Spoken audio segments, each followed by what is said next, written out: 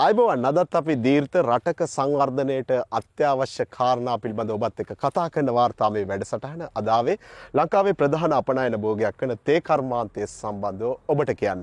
තේ කර්මාන්තයේ අනාගතයට තියෙන ලොකුම චැලෙන්ජ් එක තේ අස්වැන්න වැඩිපුර සොයා ගැනීම. ඉතින් ඒකට නවීන තාක්ෂණයක පිළිතුරු අරන් එන්නේ කොහොමද කියන එක ගැන අද අපි දීර්ඝ තුලින් කතා කරන්න සූදානම්. අපි බලමු ඒ කාර්යය සිද්ධ වෙන්නේ කොහොමද කියලා.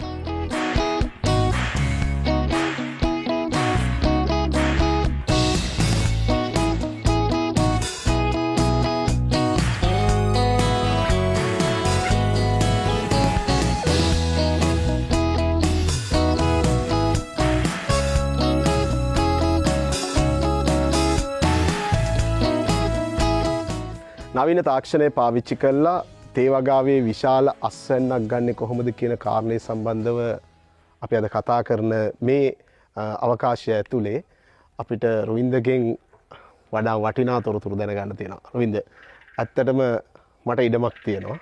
ඒ ඉඩමේ තේ දළු වගා කරලා තේ වගා කරලා වැඩි අස්වැන්නක් ගන්න මම මොනවාද කරන්න ඕනි? ඔබ යෝජනා කරන මේ සිස්ටම් එකට අනුව කොහොමද ඒ වගා කටයුතු සිද්ධ වෙන්නේ? තේ වගාවේ වැඩි අස්වැන්නකට මේ නව තාක්ෂණයත් එක්ක යද්දී අපි මුලින්ම ඉරිගේෂන් සිස්ටම් එකක් මේකට ඉන්ස්ටෝල් කරන්න එහෙමත් නැත්නම් භාවිතා කරන්න බලාපොරොත්තු වෙනවා නම් අපිට මුලින්ම තියෙන්න ඕන වතුර ගන්න හොඳ ජල මූලාශ්‍රයක්.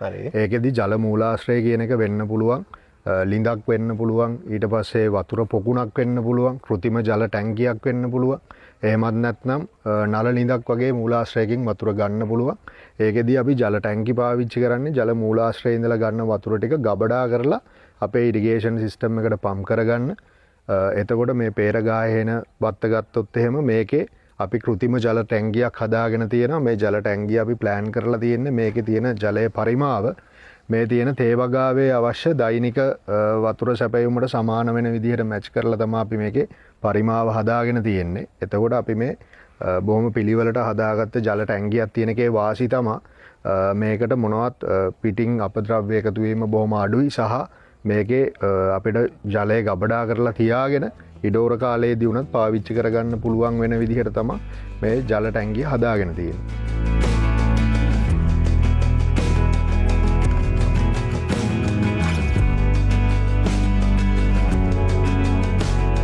ලංකාවේ කෘෂි කර්මාන්තය ගත්තාම තේ විතරක් නෙවෙයි හැම එකකම ලොකු ගැටලුවක් තියෙනවා. මොකද අපි දන්නවා ලංකාවේ ඉන්නේ 130ක් කෘෂි කර්මාන්තයේ නියැලෙන අය. හැබැයි අපේ දල ජාතික නිෂ්පාදනයක 8%ක වගේ දායකත්වයක් තමයි දෙන්නේ. එතකොට අපි කවුරුත් ඇහුවත් මොන විදිහෙන් කිව්වත් ලංකාවේ කෘෂිකාර්මික රටක් කියලා තමයි අපි ලෝකෙ දකින්නේ. එතකොට අපේ බේස් එක ඇග්‍රිකල්චර්. එතකොට අපිට තිබ්බා ගැටලුවක්. අපි කෘෂි කර්මාන්තයේ නියැලෙන සමාගමක් හැටියට අපට අවශ්‍යතාවය තිබ්බා ලංකාවේ මේ තාක්ෂණයේ ලංකාවේ වගාවට තේ මේ කෘෂි කර්මාන්තයට ගෙනහැල්ලා මේක ජය ගන්න. එතකොට මේක අපි මේ හයිටෙක් ඇග්‍රිකල්චර් කියන concept එක අපි ලංකාවේ හැම වගාවකම කරගෙන යනවා. තේ විතරක් නෙවෙයි පොල් කුරුඳු එතකොට ගියාම මේ sugar cane මේ හැම එකකම අපි කරනවා. මේ හැම එකකම කරලා ඒ නියම තාක්ෂණය මුසු කළාම අපිට මේ අස්වැන්න අපි හිතනවට වැඩිය 2 ගුණයකින් 3 ගුණයකින් 4 ගුණයකින් විතර අස්වැන්න වැඩි කර ගන්න පුළුවන්. ඔයා කිව්වා හරි ලොකු ප්‍රශ්නයක් තියෙනවා. අපි එන්න අස්වැන්න පැත්තෙන් ආපස්සට යනවා. එතකොට ඉන්ඩස්ට්‍රියක් විදිහට අපි ඇත්තටම හොඳ තැනක නෙවෙයි ඉන්නේ. එතකොට දැනට අපි අවුරුදු 5කට කලින් කල්පනා කළා මේක අපි කොහොමද මේක ජයග්‍රහණය කරන්නේ. ඔයා දන්නවා දැන් අපි කතා වෙනවා අස්වැන්න විතරන්නේ දැන් දේශගුණ විපර්යාස මේ දවස්වල එල්නිනෝ ගැන කතා වෙනවා. ඉතින් අපිට මේවට අපි ජය ගන්න ඕනේ. කෘෂි කර්මාන්තය යනවා නම් ලෝකේ තියෙන හොඳම තාක්ෂණය ගෙනහැල්ලා අපි මේකට මුසු කරන්න ඕනේ. ඉතින් අපි තේවලට ඒක තමයි කළේ. අපි මේ තේ වගාවල් වලට යොදපු ක්‍රමය තමයි සබ්සර්ෆස් ඉරිගේෂන් සිස්ටම් එක කියන එක.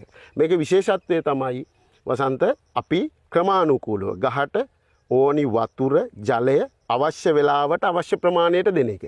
ඒ සාමාන්‍ය පොළවේ මතු පිට පෘෂ්ඨයේ ඉඳලා කොච්චර විතර ගැඹුරකින්ද මේ ඉරිගේෂන් සිස්ටම් එක? අඟල් 6ක් විතර යටින් තමයි අඟල් 6 අඟල් 4 ප්‍රමාණයක් යටින් පොළොව යටින් තමයි මේ සිස්ටම් එක ඇප්ලයි කරන්නේ. ඒකට එළියට පේන්නේ නැහැ. මේකේ තියෙන වාසිය තමයි ඩැමේජ් වෙන ප්‍රමාණය අඩුයි. ඊට අමතරව අපි දාන ජලය පොහොර විශාල වශයෙන් අපතෙනවා කෙලින්ම 90%ක්ම ගහට දෙන එක. ඔයා දන්නවා දැන් අපි මං ඉස්සරහ කිව්ව පඳුරක පැල ප්‍රමාණය අඩු වෙන්න හේතුව තමයි අපි හුරු වෙලා තියෙන අපේ තේ වගාවේ අතින් පොර දාද්දි මාස 3කට සැරයක් තමයි අපි පොර දාන්නේ. හැබැයි අපි පොර දාන්නේ පරිසරයේ තෙතමනේ. තෙතමනේ කියන්නේ වහින කාලවලදී වසන්ත. ඒතර වැස්ස වෙලාවදී පොර දැම්මම අපි දන්නවා අද පොර දාලා හෙට වැස්සොත් අපි දාන පොර ප්‍රමාණයෙන් වැඩි ප්‍රමාණයක් හොදා පාළු වෙනවා. අපි බෑවුන් සහිත ඉඩම් 80ක් 90ක් අපේ තියෙන තේ ඉඩම් වල ගොඩක් මේ පොහොර දිය වෙලා නාස්ති වෙලා යනවා. ඒතර මං හිතන්නේ වැඩි ප්‍රමාණයක් 60ක් 70ක් නාස්ති වෙනවා ගහට ලැබෙන්නේ. අපි මේ සිස්ටම් එක දැම්මට පස්සේ වසන්ත අපිට පුළුවන් එයාට වීක්ලි අවශ්‍ය නියුට්‍රියන්ස් දෙන්න. ඒ කියන්නේ මහා ලොකු පොර ප්‍රමාණයක් නෙවෙයි. අපි මාස 3කට ඕන ප්‍රමාණය බෙදලා අරගෙන ගහකට සතියකට ඕන ප්‍රමාණය විතරයි දෙන්නේ. අපතෑමකින් තොරව බොහොම අඩු පොර ප්‍රමාණයක් නාස්තියෙන් තොරව පොහොර සහ ජලය ක්‍රමානුකූලව ගහට හරි වෙලාවෙදී දෙන එක තමයි ඇත්තටම මේකෙන් කරන්නේ. තව විශේෂ දෙයක් කරනවා අපි අපේ ප්‍රොජෙක්ට් එක සිස්ටම් එක ඇප්ලයි කළාට පස්සේ ඉඩමකට අපි පස්සේ ඒ ඉඩමේ පස් පරීක්ෂා කරලා බලනවා. පස් පරීක්ෂා කරලා බලලා යා පසට ඕනි පෝෂක අර තේ පර්යේෂණ ආයතනයේ තියෙන නිර්දේශන වලට අනුකූලව තමයි සපයන්නේ. මේකේ අපි මුලින්ම වගාවට යොදවන ගස් සියල්ල සාර්ථක වෙනවද කොහොමද ඒ සම්බන්ධයෙන්? 95ක්ම 98ක් අතර ප්‍රමාණයක් පැල සාර්ථකයි. අතරින් පතරේ මොන හරි ප්‍රශ්නයක් තියෙන පැලක් තිබුණොත් මැරෙන්න පුළුවන්. එහෙම නැත්නම් පැලේ හිටෙව්වට පස්සේ සිස්ටම් එක දුවට පස්සේ පැල මැරෙන ප්‍රමාණය බොහොම අඩුයි. මොකද පහුගිය නියං කාල කීපයක් අපි පහු කළා. දැන් අපි අවුරුදු 6ක් අපේ එක්ස්පීරියන්ස් තියෙනවා. ඒ නියංගවලදී ඇත්තටම නියංගය නිසා බොහොම අඩු පැල ප්‍රමාණයක් තමයි අක්කරයකින් මැරිච්චි නැති තරම්. ඒ තරම් වාසියක් තියෙනවා.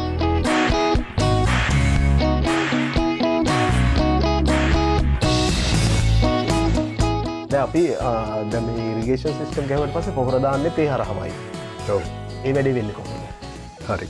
මේකෙදි අපි මේ ඉරිගේෂන් සිස්ටම් එකක් කරා දෙන්නේ විශේෂිත ජලයේ දී වෙන පොහොර ප්‍රමාණයක්. හරි. එතකොට අපි මේ පොහොර වලින් තමයි ගොඩක් ලොකු අස්වැන්නකට මේ ප්‍රොජෙක්ට් එකක් ඉස්සරහට අරගෙන ගිහිල්ලා ලොකු අස්වැන්නක් ගන්න. එතකොට මේකේ තියෙන විශේෂත්වය තමයි මේ පොහොර අනිත් පොහොර වගේ නෙමෙයි 75ක් 80ක් අතර කාර්යක්ෂමතාවයකින් තේ ගහකට ගන්න පුළුවන්. ඒකේ ප්‍රතිඵලයක් විදිහට අපි දැන් මේ තේ පැල 6000කට වගේ ප්‍රමාණයකට කිලෝ 25ක් වගේ බොහොම පොඩි පොහොර ප්‍රමාණයක් තමයි දෙන්නේ ඉරිගේෂන් සිස්ටම් එක හරහා. දැන් එතකොට මේ කිලෝ 25 පොහොර මිටියට මේ සම්පූර්ණ දැන් මේ ටැංකිය ලීටර 500ක් නේ. මේක 500ට. ඒක සම්පූර්ණ ලීටර 500ම මේ කිලෝ 25 දිය කරාම අක්කරයකට සතියකට සෑහෙනවා. අක්කරයකට සතියකට ඇති වෙනවා මේ පොහොර මිශ්‍රණය යවුවාම.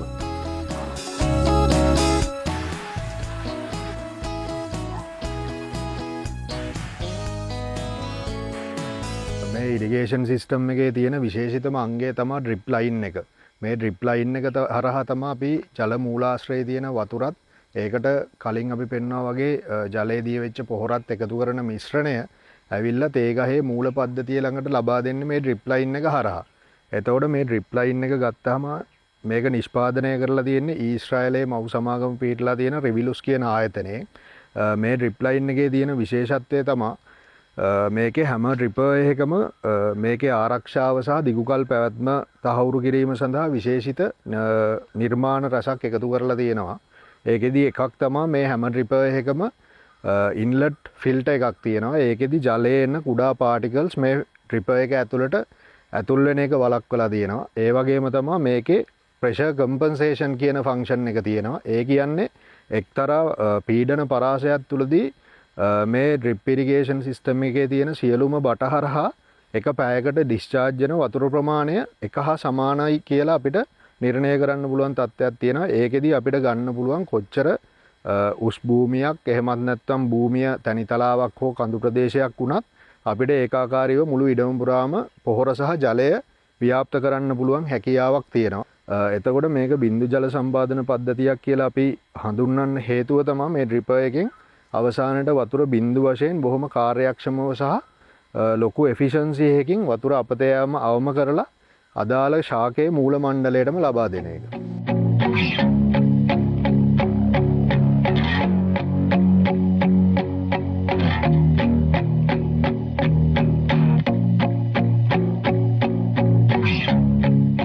හරි අපි දැන් මේ ඇවිල්ලා තියෙන ඉරිගේෂන් සිස්ටම් එකේ විශේෂිතම තැනට මෙතනින් තමයි ඉරිගේෂන් සිස්ටම් එක සම්පූර්ණයෙන් අපි පාලන කටයුතු කරන්නේ. එතකොට මේකට අපි කියන්නේ හෙඩ් කන්ට්‍රෝල් යුනිට් එක කියලා. මේකේ උපාංග ගත්තොත් තියෙනවා විදිහට මෙතන තියෙන ප්‍රධාන වතුර පොම්පය සහ පොහොරවලට ගන්න වතුර පොම්පය ඊට අමතරව ෆිල්ටරය සහ අපේ ප්‍රෙෂර් ගේජස් සහ එයා වැල්ව්ස් තියෙනවා. මේකෙදි ප්‍රධාන වතුර පොම්පය ගන්න අපි කලින් පෙන්නුවා වගේ තියෙන වෝටර් සෝස් එකේ වතුර ටැංකියේ ඉඳලා වතුර ඇදලා අරගෙන අපේ ඉරිගේෂන් සිස්ටම් එකට පම්ප් කරන්න තමයි ප්‍රධාන වතුර පොම්පය පාවිච්චි වෙන්නේ. එතකොට මේ වතුර පොම්පය හරහා තමයි ඉරිගේෂන් සිස්ටම් එක හරහා මුළු ඉඩම පුරාම වතුර බෙදලා යවන කාර්යය සිද්ධ වෙන්නේ. එතනින් පස්සේ ගත්තාම තියෙන විශේෂමංගය තමයි මෙන්න මේ ෆිල්ටරය. එතකොට මේ ෆිල්ටර් එක ගත්තොත් අපි මේකට කියනවා සෙමි ඔටෝමැටික් ෆිල්ටර් එකක් කියලා. මේක තියෙන්නේ වතුරේ තියෙන සියලුම ඝන අපද්‍රව්‍ය ටික ෆිල්ටර් කරලා පෙරහනයක් විදිහට ක්‍රියා කරලා මේකෙන් අයින් කරන්න තියෙන්නේ. එතනින් පස්සේ මෙතන අපේ තියෙනවා පොහොර දාන්න වෙනම වතුර පොම්පයක්. එතකොට මේ පොම්පේ තියෙන විශේෂත්වය තමයි මේක ස්ටේන්ලස් ස්ටීල් එහෙමත් නැත්නම් සුදු යකඩ ආවරණයක් සහිත වතුර පොම්පයක්. ඒකේ තියෙන විශේෂත්වය තමයි මේකෙදි ජලයේ දිය වෙන පොහොර මේ පොම්පය හරහා ගියයි කියලා මේකේ තියෙන ඉම්පෙලර් එකවත් අභ්‍යන්තර වෙනත් කොටස්වත් කාදනයක් වෙන්නේ ඩැමේජ් එකක් වෙන්නේ නැහැ. සුදු යකඩ පොහොරත් එක්ක ප්‍රතික්‍රියා කරන එක ගොඩක් අඩු නිසා.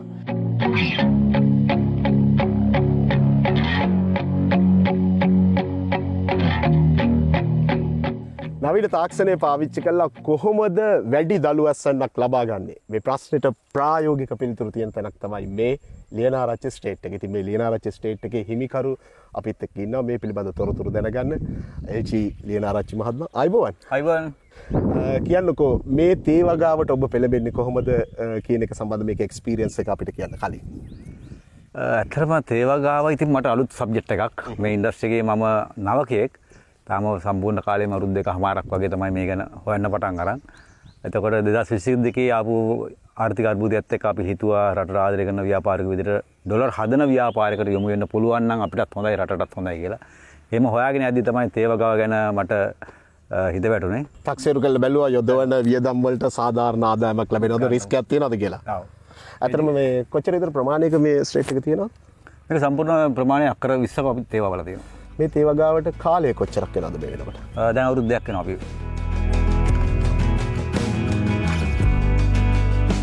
ඔබ වැනි ව්‍යාපාරික ප්‍රජාව මේ රටේ ඉන්නවා. ඒ අයට අලුත් ආයෝජනයක් විදිහට මේක සාර්ථකද? ඒ අයට ඔබ කරන යෝජනාව විශ්වාසයෙන් ඔබට කියන්න තියෙන්නේ මොකක්ද? මට කියන්න තියෙන දැන් ඇත්තටම බැංකු ණය හම්බ වෙනවා අපිට 100ට 6ට 4ට වගේ මේ වගේ ප්‍රොජෙක්ට් එකක් කරනවා සුළු පොලියකට. රජයේ ඒ අවශ්‍ය කරන අනුග්‍රහය හම්බ වෙනවා. ඊට අමතරව අපිට අක්කරයකට ලක්ෂ 7කට ආසන්න මුදලක් අපිට ආධාර ණයක් නෙමෙයි ආධාරයක් විදිහට හම්බ වෙනවා. ඒතකොට මම කියන්නේ බැංකු පැත්තෙන් රජයේ පැත්තෙන් අපිට අවශ්‍ය කරන සපෝට් එක දීලා තියෙනවා. ඉතින් ව්‍යාපාරිකයට මම ආරාධනා කරනවා මේකේ බය වෙන දෙයක් නැහැ. රිස්ක් එක අවම ව්‍යාපාරයක් මේක. සාමාන්‍යයෙන් මේ වෙනකොට දැන් අවුරුදු දෙකකට ආසන්න කාලයක් වෙන මේ වගාවේ අස්වැන්න මොන වගේද අක්කරයකට මාසෙකට? දැන් අපි මේ වෙනකොට තේ කිලෝ දළු කිලෝ 1200 ආසන්න ඇවිල්ලා තියෙනවා. අපි හිතනවා ඉදිරි මාස 3-4 ඇතුළත අපේ ටාගට් එක මාසෙකට 1500ක් අක්කරයකින් අපි එතෙන්ට ළඟා වෙන්න පුළුවන් කියලා අපි අපේක්ෂා සහගත ඉන්නවා. බය නැතුව මේ කර්මාන්තයට අත ගැහුවේ කොහොමද? ඒක ටිකක් වැදගත් කතාවක්. ඇත්තටම මම තේ ඉන්ඩස්ට්‍රි එක ගැන අධ්‍යයනය කරනකොට මට දැනෙච්ච දේ තමයි අපිට තේ අක්කරයකින් දළු කඩන්න පුළුවන් කිලෝ 400ක් 500ක් 600ක් හොඳටම කරන කෙනෙක් තමයි මේකේ 700ක් 750ක් ගන්න කෙනෙක්. හැබැයි ඊට පස්සේ මම බැලුවා ඒගොල්ලෝ නවීන තාක්ෂණය පාවිච්චි කරනවද නවීන පොර වර්ග භාවිතා කරනවද කියන කාරණා හොයා බලද්දී ඒගොල්ලෝ අර සාම්ප්‍රදායික ක්‍රමයේ තමයි හිටියේ. පස්සේ මට අවශ්‍ය වුණා මේක නවීකරණය කරන්න. ඒ ගැන හොයලා බලද්දී මට අපේ තරුණු මල්ලිගේ වගාව ගැන ආරංචි වුණා. මම ඒ වගාව බලන්න ගියා. එතෙන්දී මට දැනගන්න හම්බුණා එයාට සම්පූර්ණ මේ තාක්ෂණික සහාය එතකොට පොහොර වර්ග ඔක්කොම ලබා දෙන්නේ ඩිමෝ ආයතනය කියන එක. මම හිතන්නේ මේකේ යම්කිසි සාර්ථකත්වයක් තියෙනවා නම් ඒ සාර්ථකත්වයේ වැඩි පෝෂන් එක මම ආයෝජනය කරාට ඒගොල්ලන්ගේ තාක්ෂණය, ඒගොල්ලන්ගේ පොහොර, ඒගොල්ලන්ගේ නිරන්තර සොයා බැලීම, පසුවිවරම අපිට ලබා දෙන උපදෙස් ඒ සියල්ලත් එක තමයි මේ ගමන ආමික තනියෙන් අපි එකක් නෙමෙයි. ඉතින් මම හිතනවා මේ වෙලාවේ ඩිමෝ ගැනත් අපි ස්තුතිපූර්වව මතක් කරන්න ඕන. ඔබ විවිධ ව්‍යාපාරات පත් කරගත්තු කෙනෙක් මේ ප්‍රදේශයේ. ඔබව සමාජයට හඳුන්වලා දෙන්න කැමති කවුරු විදිහටද? මම කැමති ප්ලාන්ට් කෙනෙක් කියනවා නම්. දැවැන්ත ව්‍යාපාර ගණනාවක නිරත වෙලා ඉන්න කෙනෙක් තමන් ප්ලාන්ට් කෙනෙක් කියලා හඳුන්වා දෙන්න කැමති තැනට මේ අස්වනු පොහොසත් වෙලා.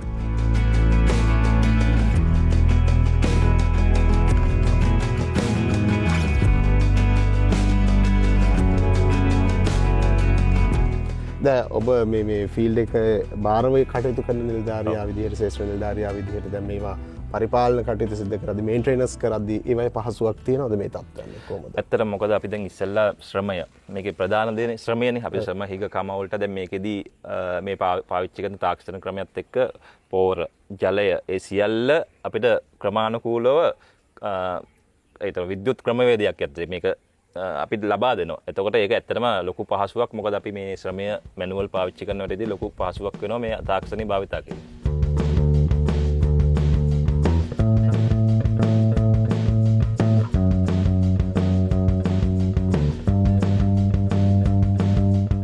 තන් සාමාන්‍යයෙන් ලංකාවේ තේ වගා කරන්නන් ගත්තහම මහ පරිමාණ තේ වගාවට වැඩිය මධ්‍ය පරිමාණ කුඩා පරිමාණ තේ වගා කරු තමයි වැඩිපුර අපිට දකින්න තියෙන්නේ. සාමාන්‍යයෙන් අකර 3ක් අකර 5ක් වගේ ප්‍රමාණයක් තියෙන තේ වගා කරුවෙකුට ඔබට තියෙන අත්දැකීම අනුව මේ වගේ වගාවකට යාම සුදුසුද කොහොමද මොකක්ද ඔබේ යෝජනාව? සාමාන්‍යයෙන් මගේ මේ අක්කර 10 ප්‍රමාණයේ තියෙනවා පැල 1,20,000ක්.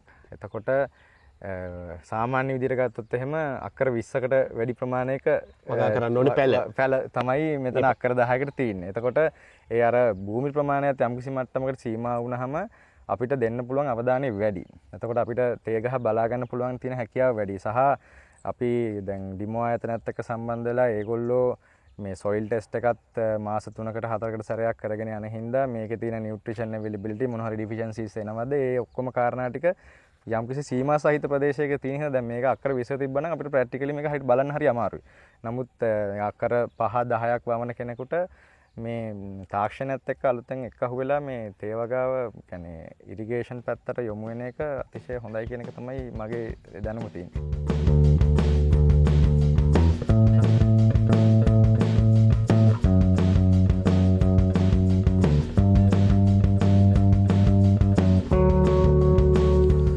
අති සාර්ථක තේ වගා ක්‍රමය අත්හදා බලමින් එහි ප්‍රතිඵල විඳින ලියොන්ටා තේ ආයතනයේ ලියොන්ටා ටී ෆැක්ටරි එකේ ප්‍රධානී ප්‍රදීප් ලියනගේ මහත්මයෙක් ඉන්නේ. ඔබේ ෆීල්ඩ් එක ඔබට ලොකු අත්දැකීමක් තියෙනවා. මේක මට ඔබ කිව්වේ fully automated system එකක් විදිහට තමයි රන් වෙන්නේ කියලා. මට කියන්නකෝ විස්තර. මේක ඇත්තටම මීට අවුරුදු 2කට කලින් අපි හිටවපු තේ වගාව. අවුරුදු 2ක් වයස පැල මාස 8 ඉඳලම අපි දළු ගන්නවා. මාස 8 ඉඳලා. ඔව්. හරි. එතකොට අපි හුඟක් මේකට ඩිමෝ ආයතනයෙන් අපි පාවිච්චි කරලා තියෙනවා ඉරිගේෂන් සිස්ටම් එකක්. ඒ වගේ මේගොල්ලන්ගේ ෆර්ටිලයිසර්, ඒගොල්ලන්ගේ තාක්ෂණය. ඒකෙන් අපි මේ නව තාක්ෂණයට ගිහපු ක්‍රමවේදයක් මේක. එතකොට ඔබට දැන් මේකට අවශ්‍ය කරන යෙදවුම් වතුර යොදන වෙලාවල් එහෙම නැත්නම් පොහොර යොදන ඒවා කොහොමද අපි මේ ඔටෝමේටඩ් කියන එක ඇතුලේ මොකද්ද මේ ස්වයංක්‍රීයව සිද්ධ වෙන්නේ මොකක්ද ඒ ඔටෝමේටඩ් කියන එකෙන් අපි කියන්නේ පම්ප් හවුස් එකක් මගින් වතුර සහ පොහොර නිරන්තරව අපි මොනිටර් කරගෙන මේක ඇතුළට ලබා දෙනවා. ඒක ඇත්තටම ඩිමෝ ආයතනයෙන් ඔටෝමේටඩ් කියන්නේ අපි ප්‍රෝග්‍රෑම් කරලා තියෙනවා. ඒතකොට අපිට ඕන වෙලාවක අපිට යවන්න පුළුවන්. මේකේ සියලු දත්ත ටික සියලු දළු කඩන, පෝර යොදන සියලුම කරන දේවල් අපි මේ Google Sheet එකක අප්ලෝඩ් කරනවා. අප්ඩේට් වෙනවා නිරන්තරයෙන්. ඔබ කර්මාන්තශාලා හිමිකරුවෙක්. අපි දන්නවා තේ කර්මාන්තයේ වර්තමානයේ තියෙන ප්‍රධාන අභියෝගය තමයි අවශ්‍ය නිමිතේ නිෂ්පාදනය සඳහා අවශ්‍ය අමුදළු සැපයුමේ තියෙන දුර්වලතාවය. කර්මාන්තකරුවෙක් විදිහට මේ ශේෂ්ත්‍ර දෙකම කර්මාන්තයේ තේ නිමිතේ නිෂ්පාදනය කරන ගමන් තේ දළු තමන්ගේම ෆීල්ඩ් වලින් තමන්ගේම තේවත් වලින් ලබා ගන්න උත්සාහ කරන්නේ ඇයි ඒක සාර්ථකද මොකක්ද කරන්නේ? ඇත්තටම මේ වෙනකොට උගක් කර්මාන්ත හිමියෝ වැසීගෙන යනවා. ඉඩම් හිමියෝ අතෑරගෙන යනවා. ලොකු ඉඩම් සම්පූර්ණයෙන්ම අතාරිනවා. නමුත් ඒකට විසඳුමක් හැටියට තමයි මේක අපි මේ මූලිකත්වයෙන් කරන් යන්නේ. ඇත්තටම අපේ ටාගට් එක අවුරුදු 20 තේ ගහක වයස අවුරුදු 20යි. එතකොට 20කදී අපේ ටාගට් එක දළු කිලෝ ලක්ෂ 1.20ක් 1,20,000ක් දළු කිලෝ ලබා ගන්න. අපේ මේකේ ටාගට් එක අවුරුදු 6ක් ඇතුළත අවුරුදු 6ක් ඒ ලක්ෂ 1.20 ලබා ගන්න. ඔබ ව්‍යාපාරිකයෙක් විදිහට තේ කර්මාන්තශාලාවක හිමිකරුවෙක් විදිහට මේ තේ කර්මාන්තයේ නියැලෙන සහ මෙවැනි යම් ප්‍රමාණය විශාල ඉඩම් ප්‍රමාණ අයිති ව්‍යාපාරික ප්‍රජාවට මේ යෝජනා කරන්න කැමතිද මේ තේ දළු නිෂ්පාදනය මේ නවීන තාක්ෂණයක සිදු කරන තේ දළු නිෂ්පාදනයට යොමු වෙන්න කියලා ඔබට කරන්න තියෙන යෝජනාව මොකක්ද? ඇත්තටම මේ වගේ ක්‍රමවේද එක්ක හරි ආයතනයක් එක්ක සම්බන්ධ වෙලා නිෂ්පාදන පිරිවැය අඩු කරගෙන ඇත්තටම අපි කියනවා කම්කරුවෝ නැහැ කියලා. උදේ මේ ආයතනයේ මේ දළු ටික කඩන්න උදේ 6 වෙනකොට මිනිස්සු වෙනවා මෙතෙන්ට. උදේ 6ට. ඔව්. එතකොට අත්තමකට දළු කිලෝ 50කට කිට් වෙන්න කඩනවා.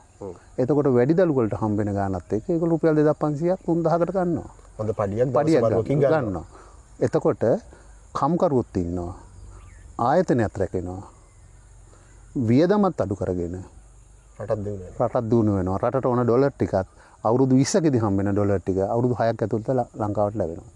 බොහොම ස්තුතියි ඔබතුමාට. ඇත්තටම දීර්ඝ අපේ තුමනාව අපේ රටේ තේ කර්මාන්තයේ ජාත්‍යන්තරයේ ඉහළ තැනකට ඔසවා තියන්න සඳහා ඔබතුමා යෝජනා කරන විදිහටම ලියොන්ටා ආයතනයේ හිමිකරු විදිහට ලියොන්ටා ටී ෆැක්ටරි එකේ හිමිකරු විදිහට යෝජනා කරන්නේ හොඳ අස්වැන්නක් සහිත තේවතු තියෙනවා නම් ඊවේ දළු නෙලන්න මිනිස්සු ඕන තරම් ඉන්නවා කියන එක සරලවම.